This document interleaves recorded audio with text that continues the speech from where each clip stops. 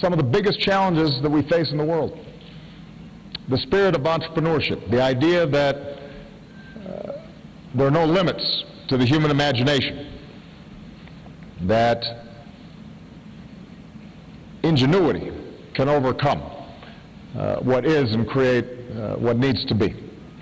And everywhere I go across the United States and around the world, I hear from people, but especially young people, who are ready to start something of their own, to lift up people's lives and shape their own destinies. And that's entrepreneurship.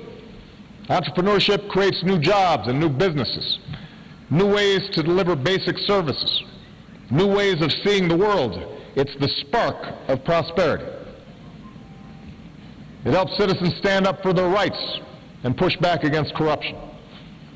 Entrepreneurship offers a positive alternative to the ideologies of violence and division that can all too often fill the void when young people don't see a future for themselves.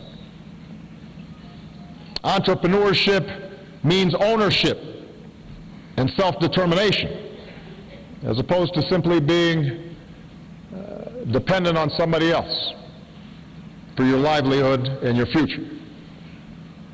Entrepreneurship brings down barriers between communities and cultures and builds bridges that help us take on common challenges together.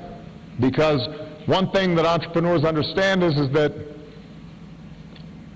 you don't have to look a certain way or be of a certain faith or have a certain last name in order to have a good idea. Now the challenge is, as so many of you know, it's very often hard to take those first steps. It's hard to access capital. It's hard sometimes to get the training and the skills to run a business as professionally as it needs to be in this competitive world. It's hard to tap into the networks and mentors that can mean the difference between a venture taking off and one that falls flat. And it's even harder for women and young people in communities that have often been marginalized and denied access to opportunities.